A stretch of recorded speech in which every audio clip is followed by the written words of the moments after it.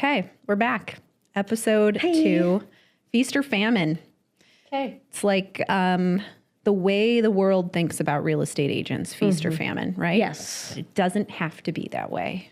Correct. That is the thing, right? Correct. Just like we talked about in episode 1, if we think about ourselves as a business, we do not have to be in feast or famine. We just have to set ourselves up correctly. Yes.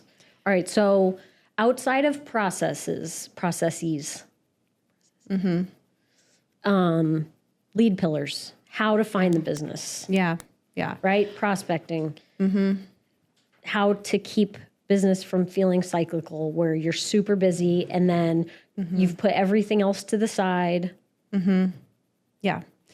And feel like you're on that roller coaster. And also, too, to take a step back, like if you're new to the industry and you're not knowing this yet, newsflash, your only job is to prospect when you first start. Yeah. Right? Like I came into this and I was like, oh, I can't wait to go show houses. Nope. You will not be showing houses. You need to be on the phones, in front of the camera, in front of doors, whatever it is that you're going to do. And that is your job until you get clients. Yeah. And then that is still your job.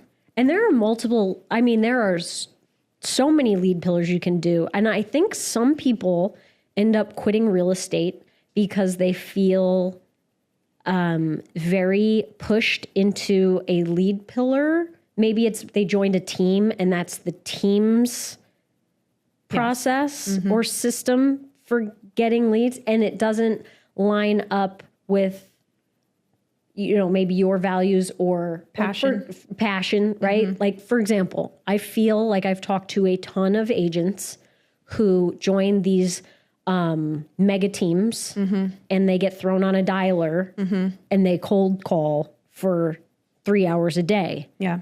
And they're like, fuck this. I cannot live like this day to day. Yeah. And then they quit real estate altogether. And my comment to that would be maybe don't quit real estate. You might have just joined the wrong team or brokerage or whatever where, that's not your vibe. I would be a terrible cold caller. Oh, let's be honest. Most people are not good cold callers. Yeah. Like very few are good and like it, right? I think it's a good experience for people to have because you get yelled at a lot, you get told no a lot. So it kind of like, you kind of learn resilience. And I think it gives you good traits when you're in sales. Yeah. But if you're miserable, that's truly shouldn't be one of your lead pillars. Yeah. Right. So you got to have something sustainable because that is the whole process of this business is like a sustainable, what is the word I'm looking for? Oh my God. A sustainable prospecting method because you will do it every day. Yep. No matter what it is in some form or fashion. Right. And then you also, so you have to master, I think 3 because you also don't want to dial in so much on one. And I'm going to use the example of TikTok, right? Yeah. There are so many influencers, not even in real estate, but just influencers in general, but also real estate people who have leaned in so hard on TikTok. And then, for a hot minute, it was going away. Yeah. So scary. if you didn't, that is scary. Yeah. Now, I'm picking on TikTok here, but also let's talk Zillow leads. Yeah. There are people who went ham on Zillow leads and then they changed their structure, right? Yeah. They became their own brokerage and then you have to have like a minimum ad spend. And then there was I don't even follow along with what their online lead stuff is anymore. But if anything changes outside of your control, you're like, ooh. Yeah. You know what I mean? Yeah. Yeah. And then you're doing, dances on, you're doing trending audio and, cringy dances. Right. Yep. That's what you're left with. So it's important that you don't put all your eggs in one basket. Yeah. So I think you need a minimum of 3 lead pillars that you can speak to and be very, very proficient in. Yeah. And when one that's good zigs, advice. the others might zag. Right. Right. So tell me your 3. Well, as you were talking through this, I'm guilty of really having one main one, which is YouTube. And hopefully YouTube doesn't go anywhere or go away. And if you don't follow Caitlin on YouTube, you're going to watch her YouTube channel and be like, fuck, I need to do my YouTube game. She's incredible. Thank you. Thank you.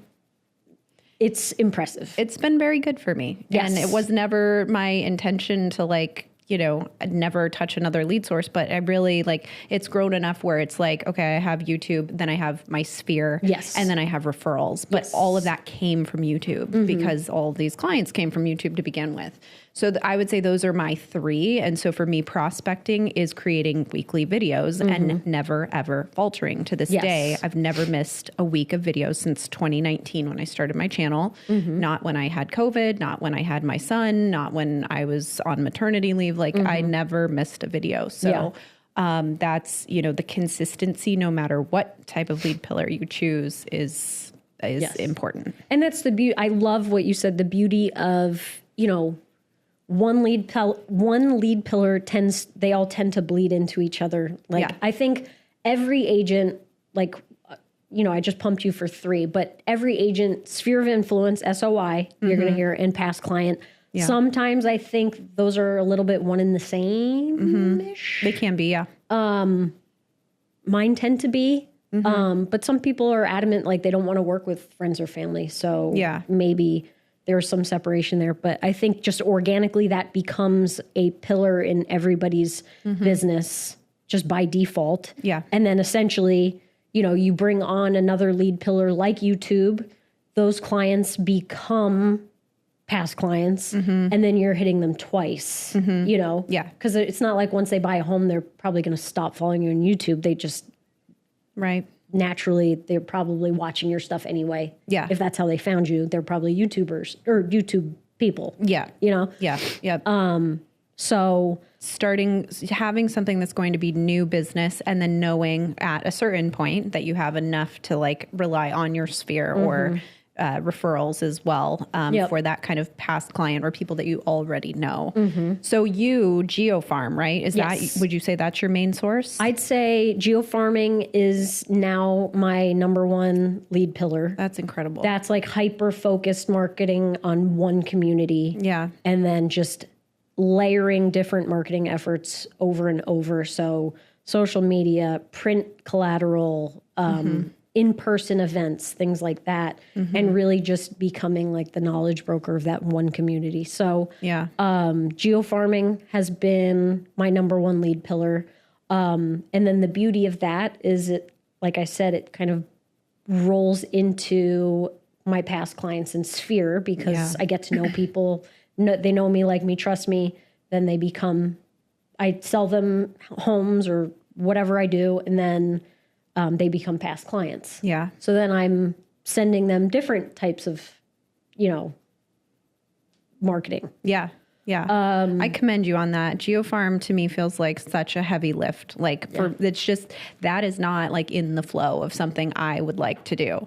But that's what's so cool, I think, about choosing a lead pillar is it does have to align with what you want to do, because if I was forced to GeoFarm, I'd be unemployed. I did one market update video, in brand with what you do for YouTube, and it was terrible. It was terrible. Sure it's fine. You have to find what speaks to you, what comes naturally and easily to you. And for me, I'm a girl about town. Yeah, right? Yeah. Works for you. Until I'm not, and then I'm a hermit. But that's what works for me. Right. Right. Yeah. So you have to find, what comes naturally, and it won't feel like work. Cold, like I said, cold calling just feels awful. Yeah. Yeah. So for me, geofarming, past client sphere, and then, I do quite a bit of relocation work for people. My Google business profile has brought me a lot of business. That's awesome. So things like that. Yeah. Right. Yeah. Let's kind of talk about an agent when they join the business. So say they don't join a team that has very dialed in, prospecting methods like cold calling and dialers and all that. I feel like the default lead pillar is open houses. Yes. Is that viable? What do you think? So I think the default can be open houses, but I think more often the default is social media, which is a trap for new agents in 90% of the time. And I say that because I love this. I know that's unpopular opinion, but it takes a long time, right? Like social media is attraction marketing. And attraction marketing means you're not really in control of who reaches out to you or how many leads you capture. Like you can use lead magnets, all of those things, but you have to gain a following first if you're trying to do this organically. And that takes time. And then once you do have that following, you're trying to build enough of a relationship with them versus you have control of how many people you cold call, how many doors you knock, how many open houses you do each week, and the quality of those open houses. So I think when you're first starting out, social media absolutely needs to be a lead pillar. Yes. Likely not going to be your first source of business unless it's maybe from your sphere who also follows you on social. But that is going to take some time and it should not be relied upon unless you know exactly what you're doing. Like maybe you have a marketing background and the algorithm's ever changing. Yeah.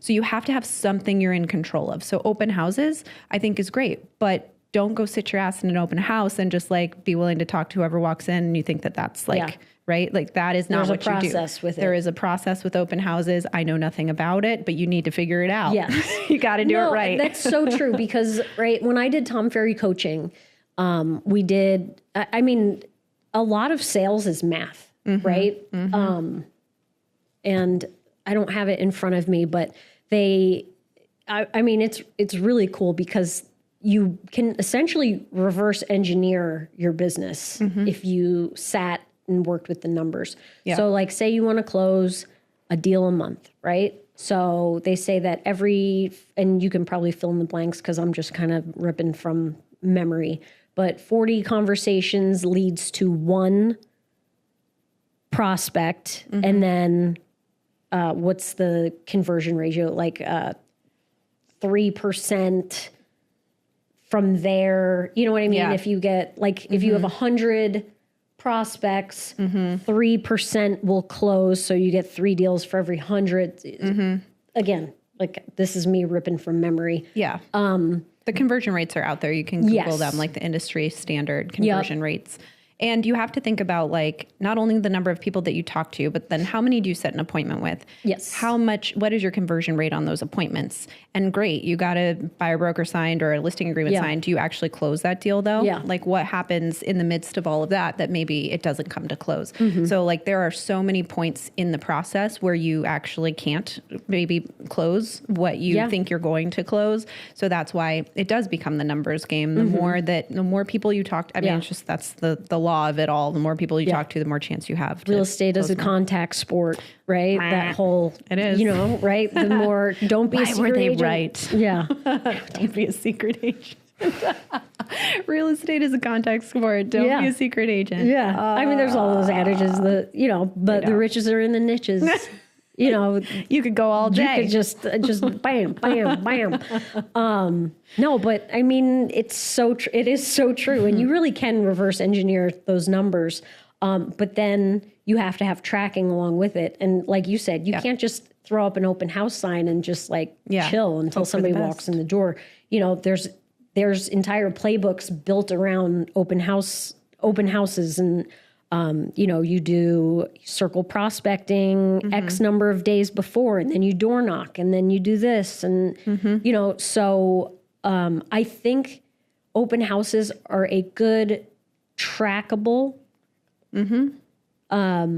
way that new agents can find business and get those totally. Unrepresented buyers walking through the door. Yeah. You just need to know what you're doing. And you may not like scripts, but at least know a framework of how am I going to have this conversation with this potential buyer?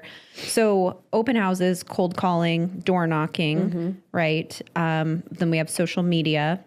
What other options are out there? Does that cover? Obviously like in cold calling, we can talk about like expired calls, FSBO calls, that kind of stuff too. A lot of people say that's like the low hanging fruit, the for sale by owners and the expireds. Have you ever done that? I have. Yep. And I did get an expired listing that turned into a buyer. So, and that was when I was really early on. Like I door knocked, I got a triple line dialer and I just cold called every day. It was absolutely awful. And then I decided to start calling expireds at 7:30 in the morning. Actually, I think maybe 7. It was very early. I pissed everyone off and I just did it in a full body sweat every single morning. But out of that effort for however many months I did it, I did get one expired. I took the listing and we sold it and then I helped them buy. So I'm not even that good at it, but I did Pleasant experience? It was extremely traumatic. I'm still in therapy, but I did a for sale by owner one time. Oh yeah?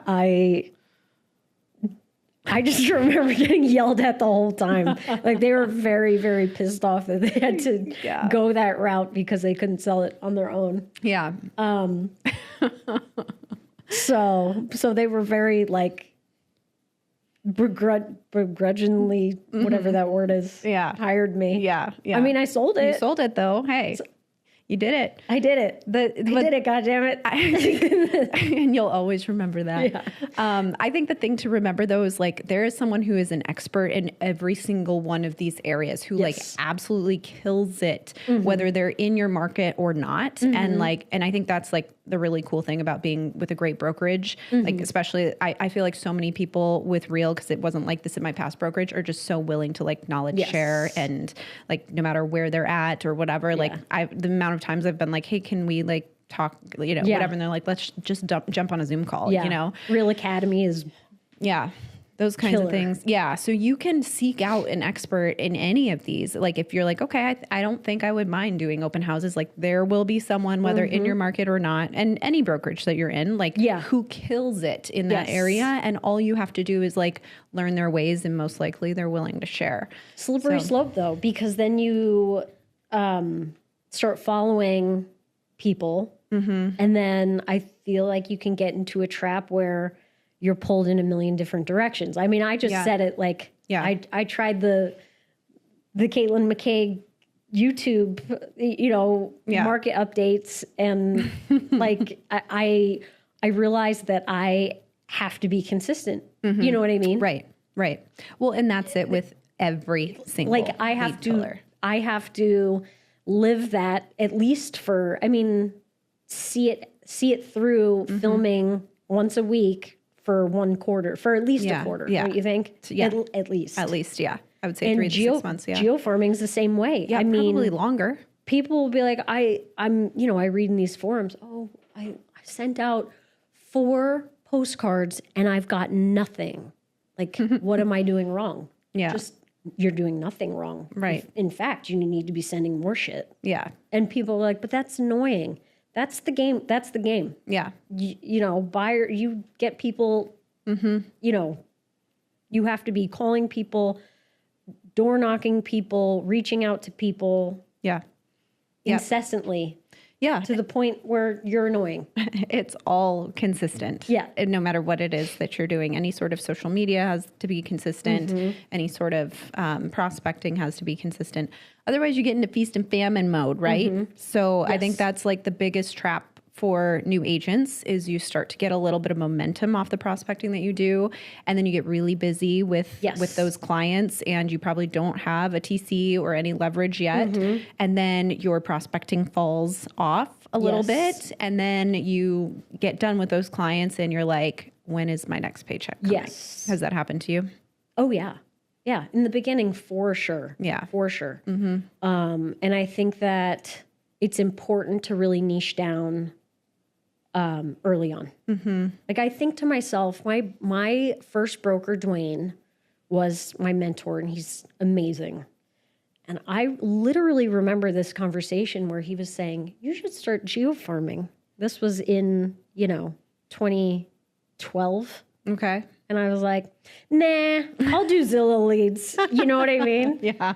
And then like I remember this so vividly. I did Zillow leads, but Zillow back then wasn't the monster it is now. Yeah. So I paid $300 a month. Wow. For my Zillow leads, and my conversion rate was ridiculous. I mean, my conversion rate, because again, people, I mean, even social media wasn't what it was today back then. I mean, it existed, but like, you know, it wasn't the beast it was now. So people would literally put in their Zillow request. I'd meet them, and I was closing deals left and right. But after my 6-month term of paying $300 a month, it would double. And I wasn't, I before real estate, I was a teacher, you know, so I didn't know what ROI was. And I should have looked big picture, like, oh, well, I'm like, my conversion rate is X, my ROI is Y, like I should really keep doing this. But eventually I got to the point where they just kept, after my terms would run up, they'd like triple the cost. Yeah. And eventually I got to the point where I'm like, I can't afford that. Yeah. You know? Yeah. So really, I just went on a tangent, but you know, if I had just had that other lead pillar, like Dwayne said, and just started geofarming and like planted my flag, I'd be the freaking queen of, you know, probably a lot more neighborhoods. Do you just geofarm one neighborhood right now? Yes, I do. Okay. Well, it's a master plan community, and there's 3 phases. So I do all 3 phases now. It's about 700 homes. Okay. But you know, I just think to myself, I could have, you know, it's just, I was hyper focused on one. I got too busy with that one lead pillar that I let everything else falter. Yeah. The nuances of that lead pillar changed out of my control, like the cost of it. Yeah. And then I was left like, now what? Yeah. What does one do, you know? Yeah. I think there's something to be said for that. And also, where can you be most consistent? Yes. So maybe it's 2 lead pillars to start, right? Yep. Because wherever you're going to have the most consistency is going to be the most important. That's where you're going to get the most juice, right? So I agree. I think you should have backups. But if your capacity is to only start with one thing in the beginning that you are fiercely dedicated to, and you start to get some traction, then like roll with it, sister. Yeah. I also feel like people need to look within their own lives to where they show up the most. Like, I know people who have built their entire business on like them being super active in their church, right? Yeah. Or like for me, I played rugby at ASU. Oh, I didn't know that. Surprise. There's probably a lot I don't know about you. Just so much. But I mean, my old rugby teammates and, you know, the rugby clubs in the area, I was a sponsor for a lot of clubs and tournaments and stuff.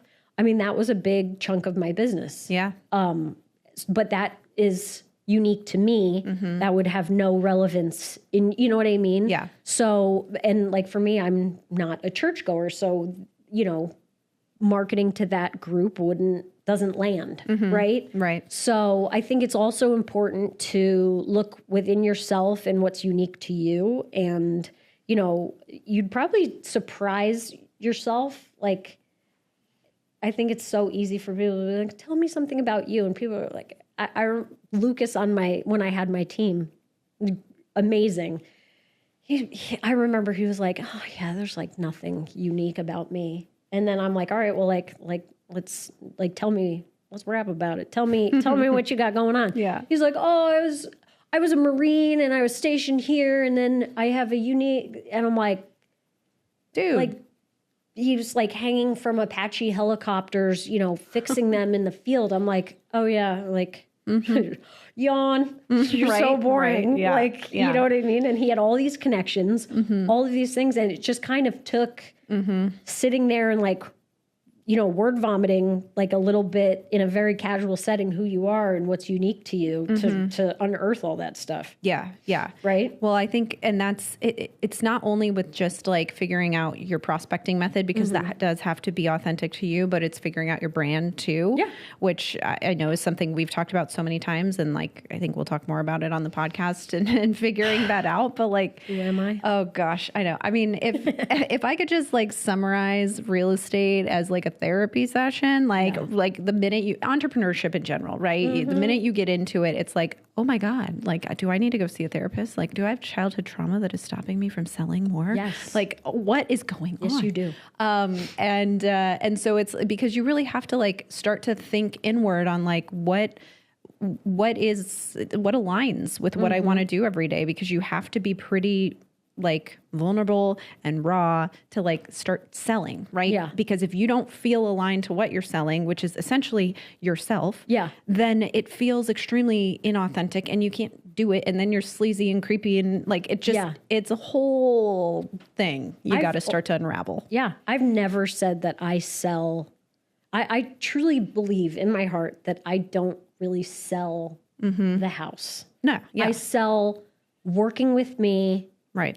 Being able to trust me that I am going to give my honest opinion about whether a home works for you or a listing price is achievable or whatever. Really, the sell is me. Right. And I think. Yeah, I agree. That is exactly what we do. And we know what we're talking about. I know what I'm doing. And if you just let me do my thing, I will quarterback things from A to Z and give you the least amount of headaches. So how do you have that confidence when you're new, though, and you've never sold anything, right? And you're trying to sell yourself to someone when you're like, I don't even know if I can fucking do this. Yeah. Well, I think a lot of it is faking it till you make it. Yeah. Right? And then eventually, like, it's just you start. Do you ever find yourself like saying stuff and you're like, wow, that was like incredibly articulate. Like, I can't. No, can I have your life? You know what I mean, though? Yes, like, yeah. have you ever had those moments where you're like, Surprise myself all what the I'm time. talking about. Yeah. like right now? A few years in the biz, we'll do As that. we speak, actually, this entire broadcast. Yeah. Well, that's also why like getting a good mentor or joining a team, like whichever it is that works for you is so incredibly helpful in the beginning, because you can lean on them not only for advice, but also their track record, right? Because if it's going to be, you're representing the team when you're taking the listing, then you can sell yourself and the team's experience together instead of just me who's never sold a house before, right?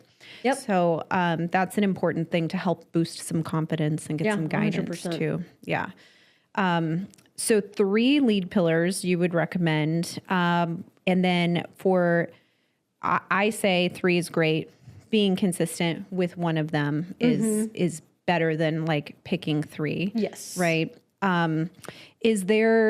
How do you deal with the famine phase? Like, I know you got to think back a while, but like, how did you know? I feel like last year I was a little bit like, well, that is, hello, anybody there? That's a good point. Is my ringer on? I know. Like, wait, did someone disconnect my number? Verizon's down. Well, I think that's a good point too. Like a lot of agents felt that last year and 2022. What year are we in? Oh my God, 2022. Oh, well, no, I'm just thinking back to 2022 because that's when like literally you could feel the brakes, like someone slammed on the brakes. Right? I remember summer of 22, and then it was like and like I was out of my like worry of being in a famine mode at that point because my business was pretty consistent, but it had me thinking like, is this it? Like, is this it for me? Like, maybe I won't get any more calls. Oh my God. Watch me get those TikTok dances going. Look at me. Look where I'm at now. And that's the last thing you want though, is like to feel that and then be like, shit, I should have been doing more. Yeah. Right?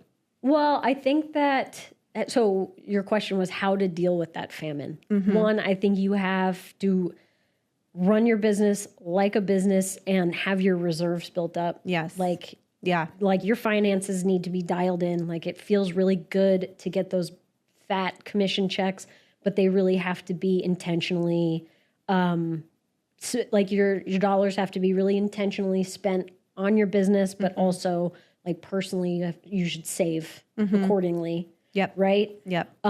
Make sure, obviously, and we can do this is a whole episode on its own on like how to run your business financially and how to save your money and where your money should be going and how to set up your business, whether it's an S Corp or whatever. That's for another day. But, I think having some confidence in your, your savings that will bring some relief to the famine. Getting over disappointment quickly, right? Yeah. Like you can't wallow in it. You just have to keep grinding. Yep. But I also, as much as that, like, and I struggle with this day to day, but very much while you grind and you know, do all the things, you also have to be in a state a little bit of like, am I doing too much? Like, do I need to like release a little bit? Is the fact that I'm grinding so hard kind of, is my message getting lost? And like, is that coming across as desperation? Right. And I need to be in a state of flow kind of thing. Right. Yeah. So once you get to the famine phase, it's too late to prevent it, obviously. And so you're in it. And so it's about creating that next wave of momentum and then learning from that and not allowing your prospecting to fall by the wayside when you get busy. And I think one thing we didn't talk about as far as like a lead pillar is like referrals, like agent referrals. There are some people who build their whole business on agent referrals, which is pretty incredible. So that's another thing if you're like loving connecting with agents across the country, especially if you live in a like heavy relocation state. That can be a really lucrative lead pillar that's a too. big one. That's a big one. Yeah. And I think that sometimes people look at the famine phase as all bad, but I think it's also a good opportunity to breathe, especially if you've been really, really busy. You need to kind of flip the script on it and look at it as a chance to catch your breath, maybe kind of revisit some processes, whatever you want to say. Look at your systems, go over your budget. It's a good opportunity to like catch your breath and like attack all the things that you have probably been putting to the side because you've been so busy. Like we talked about last episode, we talked about how a lot of times we're so busy that we don't have time to train people or we don't have time to hire people. Maybe that's the time. Like that lull is the time to hire some support you felt like you needed when you were super busy, so that when you get busy again, and you will, you will. I mean, you are not in a forever famine. No. Right? But you are in a lull. Maybe it's time to catch your breath, bring on those hires, train them accordingly, and just get ready to ramp back up. All the things maybe put to the side. A lot of people, if you have ever considered switching brokerages, take that lull to change brokerages because you've wanted to do so and you haven't had a minute to do it, or you've had many listings that you were worried that wouldn't transfer over, things like that. So I think maybe look at famine as a good reset and a good time to kind of get more dialed in for the next. That I see in these forums too, like all of these Facebook forums that I don't even know why I'm in, because there's some that are valuable, but like a lot of them, I'm like, are these even real people? I think they're like bots just pissing and moaning a lot of times. I'm like, is this a real question? No one can say that. But like sometimes I see those like, I just lost a commission and I need a deal fast. Otherwise I'm going to like be broke or something. Like, what do you? I lost a listing appointment because of my tattoos. What's working? I'm like, what? But they're like, what's the fastest way to get a deal? And it's like, it does not work like that. Like even if you buy a lead, there is still a big question mark on whether or not you will ever get paid on that. Right. Or if you, whatever, like the conversion, like there's so many steps in the process to finally get to actual closing. And that's why it's so valuable to have consistent lead flow yourself or be part of a team that allows you to have that consistent lead flow, even if you are paying for it by way of commission splits or whatever. Like that's some security there before you have it on your own, right? And that's worth something. So, but one thing to keep in mind too, like things that should always be going on in the background is like your follow-up with past clients or, your sphere, your date, like email newsletters, email communication, whatever you're doing on social media, like that should always be, no matter what your like outbound lead gen process is going to be, you should just always be in communication with all of those other. Why are you laughing, smiling? No, I'm smiling because like you should be calling your past clients once a quarter Or, I mean, even if you look at picking up the phone as kind of outdated for like our generation or whatever, right? Yeah. You should be talking to them through social media or texting them but, you know, going through FORD, you know, that acronym, family, occupation, recreation, dreams, I think D Yeah. is. But you should be kind of loving up on them more than, and that's a great opportunity. A lot of times we don't do that because we're so busy. And we only have the capacity. I mean, we only have the capacity to truly like nurture so many relationships. Genuinely. Genuinely. Right. I think the rule of thumb is like 40. Like you can only truly like maintain genuine constant contact with 40 people at a given time. Yeah. And I believe that. Honestly, I think it's less. Yes. Because I also don't want to call people and like go through the motions either. Correct. Right. And that's why I don't do this, to be honest. Like, in the spirit of transparency with this podcast, I hate that shit. Yeah. Like, I do love my past clients, most of them. But some, like, you know, and even that is just not something that I do very well. Like, I do have email marketing that goes out. My assistant manages that whole piece of things. I do not pick up the phone to check in with my past clients. I do not text my past clients. Yeah. I feel very inauthentic unless we have like become friends through the process. I'm not, just because to me it's like the only reason, like, yes, I hope they're doing well. Yeah. But I'm really not calling to check in. It would be more to see if they're thinking about buying or selling, or if anyone they know is thinking about it. And like, I'm not doing that. I feel very awkward about it and inauthentic. So you have to do what works for you. It feels opportunistic, doesn't it? It does. Like, it does to me. Hey, how's the fam? Yeah. But I'm also not like a big small talk person. Yeah. But as we host a podcast where we like, you know. Yeah. But I mean, this isn't small talk. This is like getting into the nitty gritty. Yeah. But like, I'm not big on what did you do anything fun over spring break? Yeah. Yeah. Like, those words would never come out of my mouth. No, I don't feel good about it because, and this sounds harsh. I don't want to say I don't care, because I do care, but I don't care enough to pick up the phone and have a conversation. That's really, I can't believe I just said that out loud on a podcast, but I did. Should we edit that out?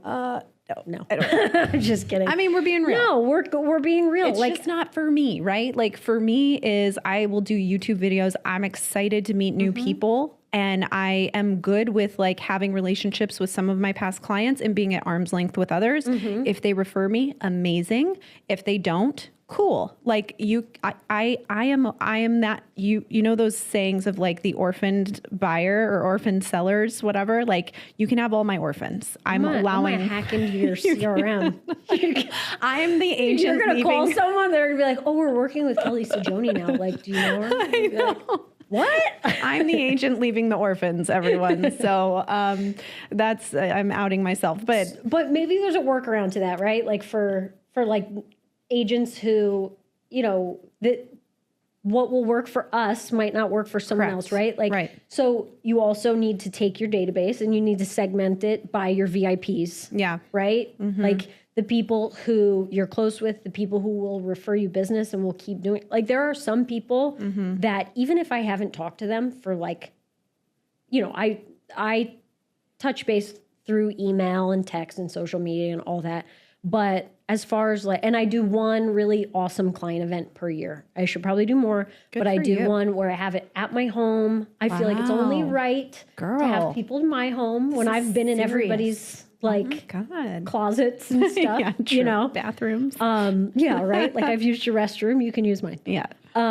But you know, you just have naturally those people who will like fiercely refer you over and over, and those people need to be loved up on more than, you know, maybe someone, you don't get in a flow with everyone, and that's fair, right? Exactly. Like, sometimes it is just a transaction, and that's okay too, right? You don't need to be best friends with everyone. We don't have the capacity for that kind of relationship with everyone. No, not genuinely. And then it feels very awful. Yeah. Right. So I think that's amazing. But I think that is the perfect example of like, that shit doesn't work for me. That shit works for you. You do you, I do me. Like, and I just want to like normalize Send that, those like, orphans on over, baby. I'll treat them real good. oh my God. Everyone's going to be like hawking my like sales list. Yeah. They're going to be like calling all my past clients. But I think that's so important to like, you have to find things that are authentic to you. Yeah. Otherwise it does feel very uncomfortable and like sleazy. And like, I don't like it.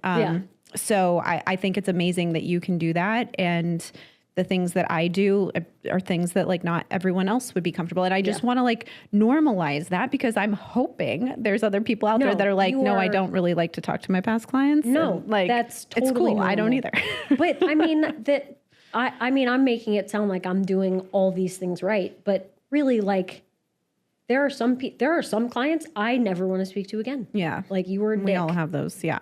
And I recognize that I've absolutely lost business from not keeping in touch with past clients. Like, I know that is, but I'm at peace with that. Yeah. Like, because I have the business that I want from other sources. Yes. And it just, there's only so much you have the capacity to do. And that's just not high on my list unless I've formed a deeper relationship with them. Yes. I'm not saying I never talk to them again. I just don't go out of my way to like pick up the phone and have a conversation.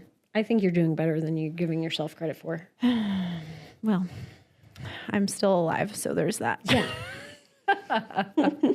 Okay, takeaways from today. Big takeaways. I believe 3 lead pillars for sure, so that when one might die or change, you can lean in on the other and you're doing things simultaneously.